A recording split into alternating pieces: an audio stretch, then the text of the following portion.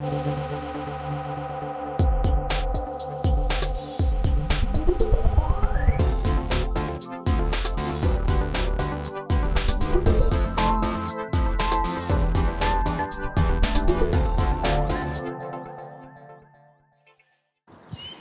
and welcome to this very first edition of Tech 24 from home. As many of you know, authorities here in France have imposed a lockdown and have advised people to stay at home to mitigate the outbreak of Covid-19. The Tech 24 team is still determined to bring you the very latest tech news. And in this edition, we'll tell you, for instance, how governments are using backtracking strategies, tracing everyone's cell phone, to help map the outbreak. We'll also do an at-home science experiment that you can do with your kid if you too are on lockdown. The idea behind backtracking is to be able to trace every suspected or confirmed case of COVID-19 to then map which other people that person could have been in touch with in the last few weeks. It's helping, of course, scientists understand how the virus is spreading among a population and how fast it's spreading, but it's also helping authorities decide what to do next. Now, of course, this is also raising privacy concerns as it's all about tapping into people's cell phones. This is one of the options currently under review by the French government. An app to track those infected by COVID-19. It's already being used in Singapore, where authorities released a tutorial so that all citizens can learn to use it. With this software, the phone records other devices that come within a 2-meter range over a 3-week period.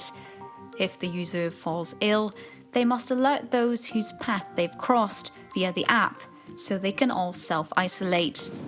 Some experts believe this could be an effective way to avoid a return to epidemic level in France. We need to find a way to come out of the lockdown without entirely stopping social distancing. So tracking and reducing contact, in particular with those infected, could be a way to gradually come out of the confinement. Other applications already exist, all bringing up questions on the protection of private data. But the Singapore system is different because it's not the location which is recorded, but devices in the user's vicinity. This doesn't work with relay antennas, nor through geolocation with GPS coordinates, but through an option which can be activated on any phone, Bluetooth. The approach taken by Singapore uses technology which is less intrusive for users' personal lives, at least compared to a lot of other applications which are popping up all over the place, which ask for a lot more personal data. According to UK researchers, this kind of app would need to be used by at least 60% of the population to be efficient. For now, the French government says it hasn't developed or chosen a specific program. For more on this, let's now welcome our tech expert, Dan Kadelkar. Hello there, Dan. Hi, Julia. So Asian countries in particular have been using this backtracking strategy. Can you tell us more about it? Other than Singapore, countries like Taiwan and South Korea have effectively used mobile phone tools to contain the spread of COVID-19. In Taiwan, the authorities have created a so-called electronic fence that uses mobile phone locations in order to ensure that those in quarantine do not venture away from their homes. The system uses mobile phone signals to alert local officials if the quarantine rules are broken. In South Korea, the government has created a GPS-enabled application that allows the monitoring of those placed under quarantine. Additionally, people in South Korea can also get alerts on their phones about the nearby infection zones so that they can avoid going to these areas. Of course, these measures have been effective, but they have also raised privacy concerns.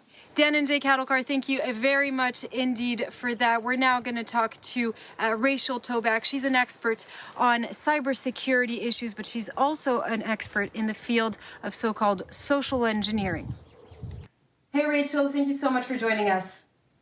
Hi, Julia. I'm excited to talk with you today. So we've been hearing that more and more hospitals, but even organizations like the WHO have witnessed more cyber attacks. So can you tell us what kind of cyber attacks they're witnessing and perhaps what could be the motives of those attackers today? Absolutely, Julia. Unfortunately, in times of crises, criminals sometimes need to have more crime because they're out of other jobs that they might be doing. And so we're seeing more and more cybercrime, unfortunately, happening in COVID-19.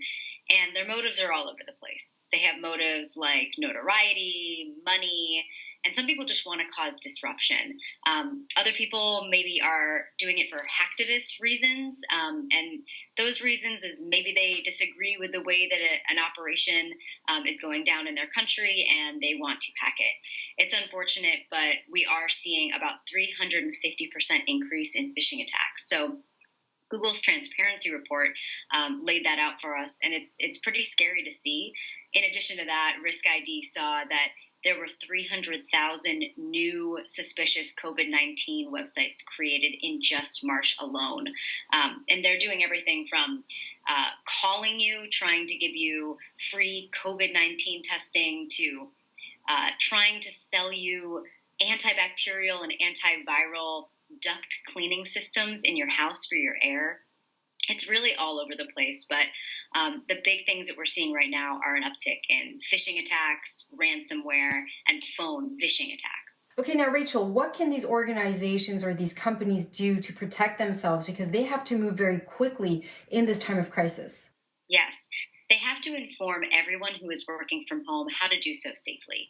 And so you want to make sure that you are always using two methods of communication to confirm people are who they say they are before you do your work. When we're in an office, we can turn to our neighbor and say, hey, did you get that email? Or, hey, I saw someone just messaged me with X, Y, or Z. Can you confirm that with me real quick? But when we're all remote, we have to take that extra step to confirm with that second method of communication. So if someone emails you with a really large wire transfer request, or they need sensitive data, you can pick up the phone, text, Slack, Skype message, whatever you need to do to use a secondary form of communication and say something like, hey, quick question about that thing you need. Something as simple as that can help you confirm that person really is who they say they are. The second thing that you're going to want to do to make sure that you keep yourself safe is to go to a real website instead of clicking something just from your email. So let's say I get an email from the CDC. I need to make sure that I go to the CDC directly instead of clicking on that link from the email. Use your trusted sites that you already know.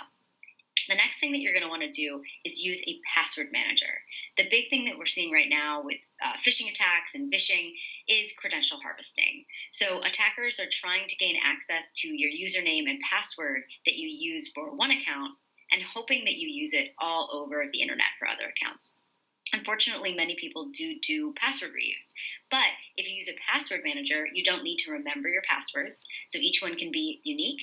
And at the same time, when you go to a website, your password manager will be able to tell you that it is legitimate.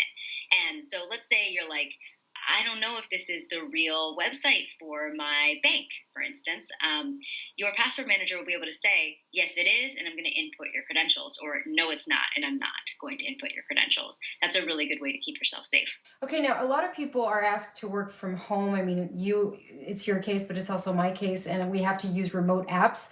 Can we actually trust these remote apps? I mean, I'm thinking about WeTransfer, Zoom. They have very specific terms and conditions, for instance, when it comes to the content that we're giving them. There's a lot of conversation online right now about privacy concerns related to tools like Zoom or any other thing like Skype, for instance. Zoom in particular, I would say you likely have to use it. You're going to get fired if you don't use it if it's required by your company, right? So there are ways to do it safer. I do recommend that you don't take screenshots of you on Zoom with your little Zoom ID in there, because I can use that and join your call if it's not password protected, or join from my phone. And that's not good. You don't want to do that. You want to make sure that you have things like waiting rooms enabled on Zoom, so you can let each known person into the call. And you want to make sure that you don't post screenshots or images of your workstation, because then I know what your software is and potentially the versions of that software. I can use that to craft my malware and spearfish you, send you a specific email just for you, hoping that you're going to click on it based on the software that you use. So you really do need to stay politely paranoid in these times. It's challenging, but we will get through it together. Rachel, thank you so much for speaking to us. Absolutely. Stay safe out there. And it's time now for Test 24.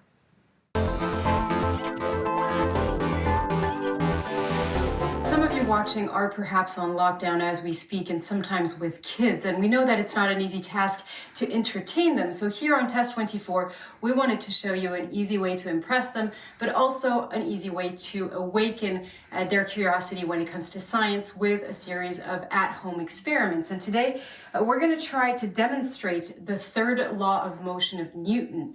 Now, you won't need a lot of material. All you need is tape, a balloon, some string, and a straw. Newton's third law of motion is the fact that every action has and triggers an opposite and equal reaction. So here is how the experiment works. You're going to start by blowing up your balloon.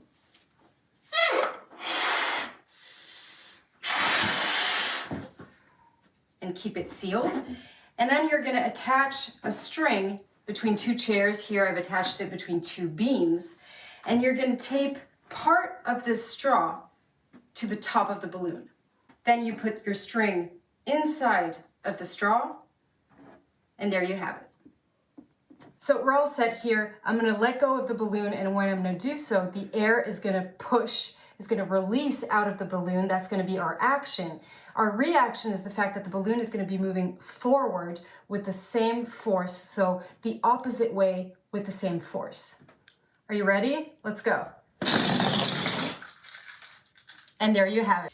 Well, let's now turn to our in-house expert, Dan and Jay Cadokar. Tell us a little bit more about what Newton's third law of motion help us discover later on. For every action, there is an equal and opposite reaction.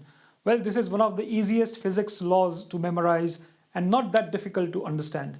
The classic example of Newton's third law of motion is, of course, rocket propulsion. Now, in a rocket, the fuel undergoes combustion in the engine, which results in the production of hot exhaust gases that escape at great speed through the nozzle. Now, the engine exerts a tremendous force on these gases, which in turn exert an equally powerful force on the engine, which is known as thrust. It is this thrust that lifts the rocket. Now, before we leave you, here's a last fun fact about Isaac Newton. He was actually self-quarantined in 1665 while the bubonic plague was raging, and this is the time when he discovered most of his laws that have to do with optic and motion.